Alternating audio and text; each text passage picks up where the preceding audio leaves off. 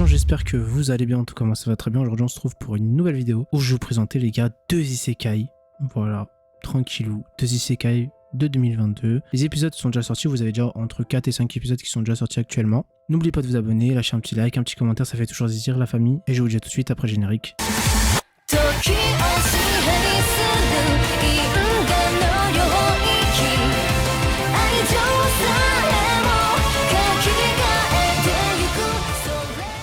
Le premier animé c'est Kuro no Shokonchi ou alors sur Crunchyroll Black Summoner. Voilà, donc si vous cherchez sur, parce qu'il est disponible sur Crunchyroll, vous pouvez taper Black Summoner. Alors, nous sommes dans un genre aventure, fantasy et isekai, dans un thème autre monde, dieu, déesse, démon, harem et réincarnation. Question harem, bof. Non, franchement, il n'y a pas trop d'harem dans cet anime là. Donc en fait, après avoir remporté un tirage au sort inconnu, Kelvin se réveille dans un monde fantaisiste ressemblant à un RPG. Ouais, complètement. C'est un jeu vidéo de base, un jeu vidéo typique, tu sais, en mode aventure, etc. Avec tous ses souvenirs effacés. Ouais, ça par contre, j'avoue, c'est pas ouf. En gros, il est apparu dans le monde, il a perdu la mémoire, il savait plus où mettre la tête, mais malgré tout, il était quand même assez intelligent. Donc du coup, voilà, le mec dès le début, il était quand même cheaté, même s'il a perdu la mémoire. Melfina, qui l'informe de ses nouveaux pouvoirs d'invocateur, oui, parce qu'il est tellement abusé, tellement cheaté avec son pouvoir d'invocateur, je vous dis pas pourquoi. Vous allez comprendre dès le premier épisode, c'est tellement abusé, c'est abusé. Et bah du coup, Kelvin va voyager dans le nouveau monde pour monter en niveau et former une équipe et devenir le plus puissant des invocateurs, tout simplement, même s'il est déjà tellement abusé. Donc les gars, n'hésitez pas à aller le voir, disponible sur Crunchyroll comme je vous l'ai dit tout à l'heure. Mettez-moi un commentaire si vous l'avez déjà vu ou si vous avez vu le manga aussi. Et puis on passe tout de suite au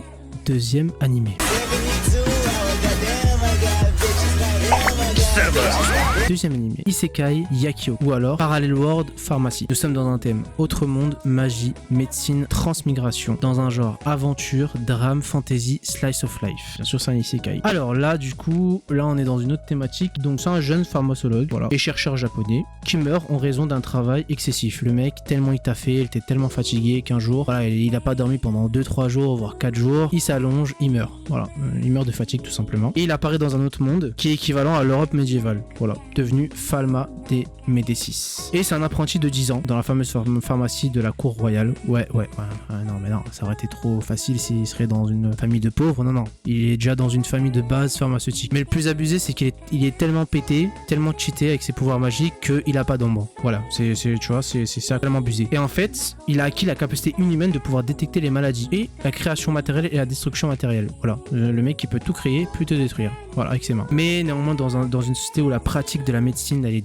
douteuse et répandue, parce qu'en fait voilà, tu vois, ils sont dans l'ancien temps. Eux, là où il est apparu dans le monde, ça se soigne par la magie et tout ne se soigne pas par la magie malheureusement, comme le cancer ou le sida ou plein de maladies comme ça. Là l'histoire va commencer à partir de là, il va découvrir des maladies, il va tout faire pour justement essayer de soigner les malades en créant des médicaments, etc. de toutes sortes. Donc moi je vous le conseille, j'ai ultra kiffé, il est disponible sur Crunchyroll si vous voulez le voir. N'hésitez pas à me dire si vous l'avez déjà vu ou si vous comptez le voir ou si vous regardez déjà les épisodes actuellement. Voilà les gars, c'était tout pour les 2 isekai. N'oubliez pas de vous abonner, lâcher un petit like, un petit commentaire, ça fait toujours plaisir et on se dit à la semaine prochaine pour une nouvelle vidéo. Allez, tchuss.